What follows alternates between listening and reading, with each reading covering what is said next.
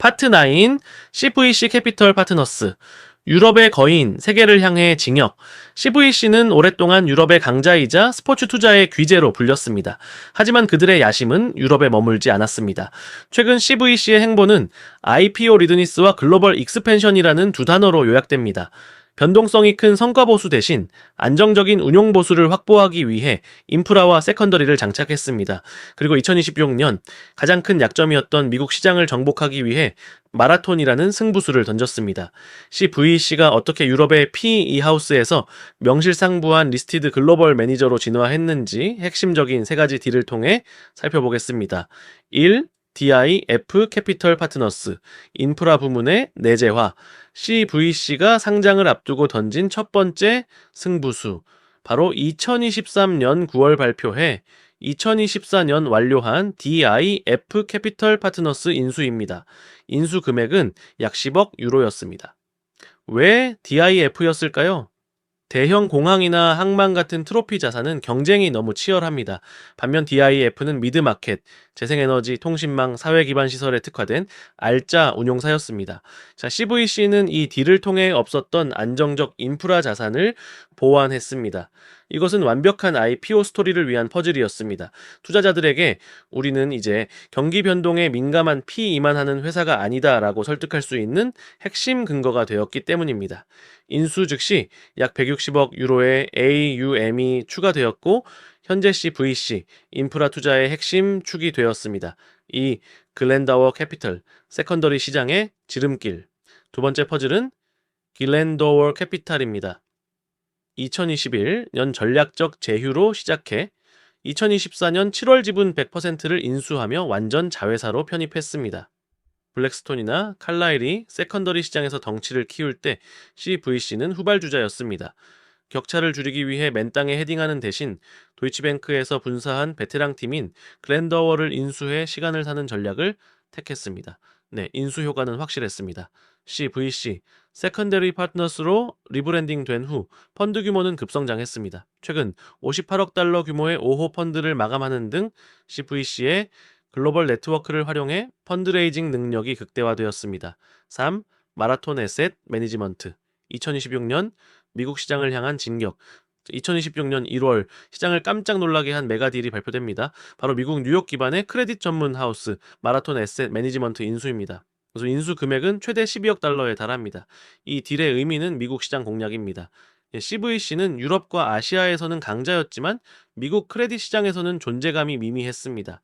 마라톤은 운용자산 240억 달러 규모의 베테랑 하우스로 특히 자산담보부 대출, ABL과 부실채권, 디스트레스드의 강점이 있습니다. 이 딜을 통해 CVC의 크레딧 자산은 약 610억 유로 수준으로 점프합니다. 무엇보다 유럽에 치우쳤던 포트폴리오의 균형을 맞추고 미국 내 달러 기반 투자자들에게 강력하게 어필할 수 있는 글로벌 크레딧 파워하우스로 거듭나게 되었습니다. 정리해보겠습니다. CVC, 캐피탈 파트너스의 M&A 전략은 매우 체계적이었습니다. 상장 전에는 DIF 인프라와 글렌도어 세컨더리를 인수해 PE 외길에서 벗어나 종합자산운용사의 틀을 갖추고 성공적인 IPO를 마쳤습니다. 그리고 상장으로 확보한 자금과 주식을 실탄 삼아 2026년 마라톤을 인수하며 그동안 가장 큰 약점이었던 미국과 크레딧을 동시에 보강했습니다. 이제 CVC는 더 이상 유럽의 사모펀드가 아닙니다. 명실상부한 글로벌 종합 자산운용사로서의 면모를 갖추게 되었습니다. 파트 10. EQT 파트너스 미래를 사는 목적 지향적 오너. EQT의 M&A 전략은 매우 명확하고 미래 지향적입니다. 그들은 과거의 유산을 지키는 것이 아니라 미래의 성장 동력, 테마틱 그로스를 삽니다. 유럽과 미국 중심이었던 이 QT는 아시안 슈퍼 하이웨이를 뚫기 위해 BPEA를 인수했고 일반 부동산이 아닌 테마틱 리얼 에스테이트인 물류에 집중하기 위해 익스터를 품었습니다. 또한 인류의 난제를 해결하는 임팩트 앤드 사이언스를 위해 헬스케어 벤처 캐피탈을 인수했죠. EQT가 어떻게 미래를 위한 포트폴리오를 완성했는지 결정적인 4가지 딜을 통해 살펴보겠습니다. 1. BPEA, EQT. 아시아 시장에 패권을 쥐다 EQT를 명실상부한 글로벌 3대 사모펀드 반열에 올린 메가딜, 바로 2022년 완료된 BPEA, 베어링 PE 아시아 인수입니다. 인수 금액만 68억 유로에 달했습니다.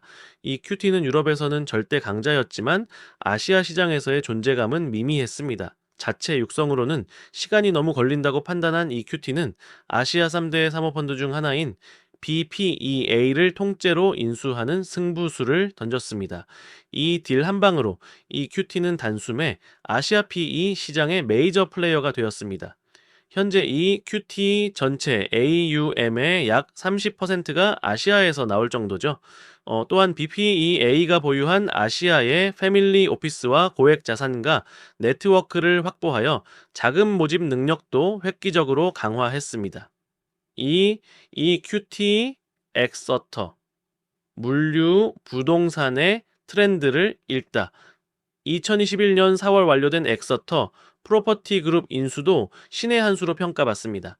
인수 금액은 약 18억 7천만 달러였습니다. 엑서터는 미국과 유럽의 물류센터 전문 운용사입니다. 아마존 같은 이커머스 기업들에게 창고를 임대해주는 비즈니스죠. 이 QT는 오피스나 리테일 같은 전통 부동산은 지고, 디지털 전환과 공급망 재편에 수혜를 입는 물류가 뜰 것이라는 테마틱 리얼 에스테이트 트렌드를 정확히 읽었습니다. 네, 이 인수로 이 큐타이 익스터가 출범하며 이 QT는 세계 최대 규모의 물류 부동산 운용사로 도약했습니다. 쌈 콜러 캐피탈, 세컨더리 시장의 마지막 거물을 잡다. 경쟁사들이 모두 가지고 있던 마지막 퍼즐, 바로 세컨더리입니다. EQT는 2026년 세컨더리 시장의 거물 콜러 캐피탈의 지배 지분을 인수하며 이 약점을 보완했습니다. 블랙스톤의 스트래테직 파트너스, LS의 랜드마크, 칼라일의 알핀베스트 등 경쟁사들은 이미 강력한 세컨더리 부문을 보유하고 있었습니다. EQT에게는 The Missing Piece였죠.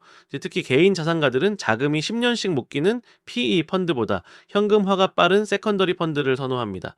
이 QT가 개인 투자자 시장을 본격적으로 공략하기 위해 반드시 필요한 기능이었습니다.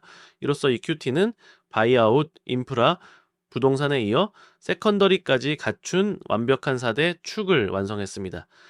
LSP, 라이프 사이언스 파트너스, 임팩트와 수익을 동시에 마지막으로 2022 연초 완료된 LSP 인수입니다. 금액은 약 4억 5천만 유로였습니다. LSP는 유럽 최고의 헬스케어 벤처 캐피탈입니다. 이 QT는 이미 성숙한 헬스케어 기업을 인수하는 바이아웃은 잘하고 있었지만 초기 단계의 혁신적인 신약이나 의료기기 기술에 대한 접근성은 부족했습니다. EQT Life Sciences 출범을 통해 치매 치료제나 혁신 의료기기 등 인류의 삶을 개선하는 기술에 초기부터 투자하고 나중에 EQT 펀드가 후속 투자하거나 인수하는 선순환 구조를 만들었습니다. 사회적 임팩트와 수익을 동시에 추구하는 EQT의 철학을 잘 보여주는 딜입니다. 정리해 보겠습니다. 이 QT 파트너스의 M&A 전략은 미래를 대비하는 전략입니다. BPEA를 통해 미래의 성장은 아시아에 있다는 것을 증명했고 익스터를 통해 미래의 부동산은 물류다라고 선언했습니다. 자, LSP를 통해 미래의 산업은 헬스케어임을 보여주었고 마지막으로 콜러를 통해 미래의 자본은 유동성을 원한다는 흐름에 올라탔습니다. 이 QT는 단순한 투자 회사가 아닙니다. 명확한 목적을 가지고 세상을 변화시키는 기업에 투자하는 진정한 액티브 오너입니다. Par11 클리어레이크, 섹터 전문성을 무기로 한 공격적 확장자.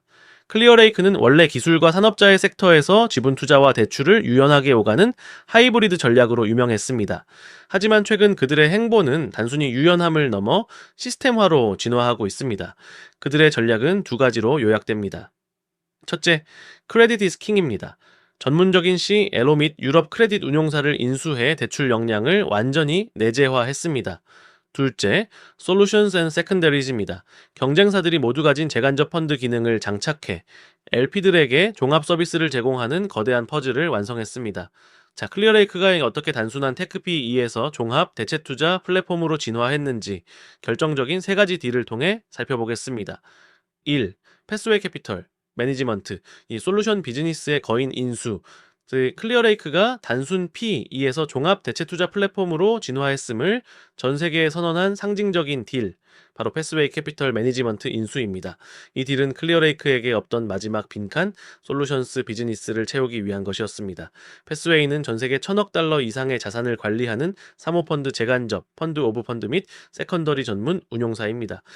블랙스톤의 스트래티지 파트너스나 칼라일의 RP 인베스트 같은 기능을 단번에 내재화한 것입니다. 더 무서운 것은 데이터입니다. 패스웨이는 수천 개의 다른 사모펀드, GP에 투자합니다. 이를 인수함으로써 클리어레이크는 경쟁사들의 성과 데이터와 방대한 LP 네트워크를 한눈에 볼 수 있는 정보의 허브를 장악하게 되었습니다. 이제 클리어레이크는 LP들에게 우리 펀드에 투자하세요 뿐만 아니라 다른 좋은 펀드들도 골라드릴게요 라고 제안할 수 있는 클리어레이크 솔루션을 완성했습니다. 이 MV 크레딧, 유럽 시장의 교두보, 2024년 6월 발표된 MV 크레딧 인수는 유럽 시장 공략을 위한 핵심 포석이었습니다. 클리어레이크는 태생적으로 미국 중심의 하우스입니다. 유럽의 중견 기업들에게 직접 대출을 해주려면 현지 네트워크와 심사 역량이 필수적인데 MV 크레딧은 런던을 기반으로 20년 넘게 이 분야에서 잔뼈가 굵은 운용사였습니다. 금리 인상기 이후 유럽에서도 은행 대신 사모펀드에게 돈을 빌리는 프라이빗 데빗 수요가 폭발했습니다. 즉 클리어레이크는 MV 크레딧을 통해 이 시장을 놓치지 않았습니다. 인수 즉시 약 51억 달러의 크레딧 자산이 추가되었고 런던 사무소를 중심으로 유럽 확장에 베이스 캠프를 마련했습니다.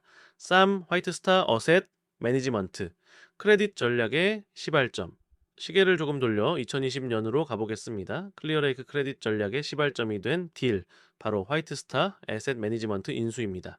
화이트스타는 기업 대출 채권을 묶어서 유동화하는 CLO, 대출 채권 담보보증권 전문 운용사입니다. 이 딜의 핵심은 스칼라빌리티, 확장성입니다. LO 비즈니스는 수수료가 매우 안정적이고 규모를 키우기 좋습니다. 단순 대출을 넘어 구조화 금융 상품을 만들 수 있는 능력을 내재화한 이 딜을 통해 인수 당시 약 60억 달러였던 화이트스텔의 자산은 클리어레이크의 자본력과 결합해 현재 수백억 달러 규모로 급성장했습니다. 클리어레이크가 기술기업 인수뿐만 아니라 금융공학에도 능하다는 것을 증명한 사례입니다. 정리해보겠습니다. 클리어레이크 캐피탈의 M&A 전략은 속도전 그 자체입니다. 2020년 화이트 스타를 통해 구조화 크레딧 엔진을 장착했고 2024년 MV 크레딧을 통해 유럽 시장을 뚫었으며 2025년 패스웨이를 통해 종합 솔루션을 완성했습니다. 경쟁사들이 10년, 20년 걸려 만든 포트폴리오를 M&A를 통해 불과 5년 만에 완성해버리는 무서운 실행력입니다. 이제 클리어레이크는 더 이상 섹터 전문 부티크가 아닙니다. 모든 자산군을 다루는 명실상부한 풀서비스 운용사입니다. Part 12 TPG 다각화된 글로벌 파워하우스 TPG는 그동안 기업 지분 인수, 프라이베트 에퀴티에는 타의 추종을 불허했지만 고민이 하나 있었습니다. 바로 크레딧 앤 리얼 에스테이트 캐치업이었습니다. 경쟁사 대비 안정적인 수수료가 나오는 대출과 부동산 자산이 부족했기 때문이죠.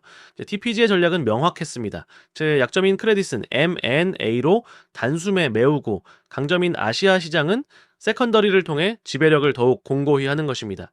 TPG가 어떻게 완전체 운용사로 거듭났는지 결정적인 두 가지 딜을 통해 살펴보겠습니다. 1. 앙글로 가든, 즉 반쪽짜리 P, 이를 완전체로 진화. TPG 역사상 가장 중요한 전환점이 된 딜, 바로 2023년 11월 완료된 앙젤로 가든 인수입니다.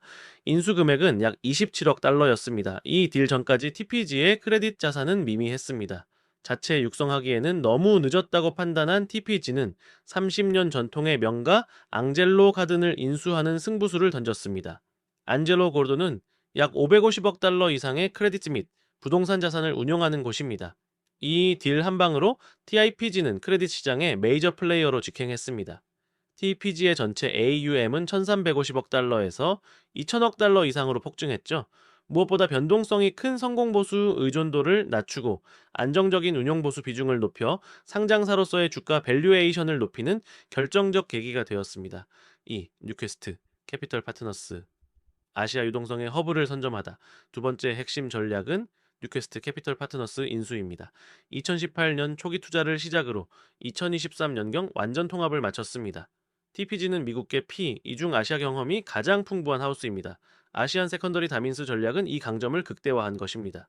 뉴퀘스트는 뱅크 오브 아메리카, 메릴린치 아시아 팀이 분사해 만든 아시아 세컨더리 시장의 개척자입니다. 아시아의 많은 이 운용사들이 펀드 만기가 되어도 엑시트를 못해 곤란을 겪고 있었습니다. 뉴퀘스트는 이들의 자산을 통째로 사주는지 PE 리드 세컨더리 솔루션을 제공합니다.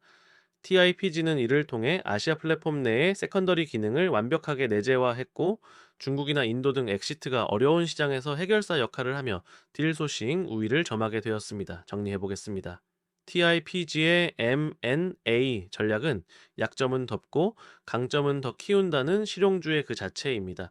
크레딧이 약하다는 약점은 앙젤로 가든 인수로 해결했고 우리는 아시아를 잘 안다는 강점은 뉴캐스트 인수로 격차를 더 벌렸습니다.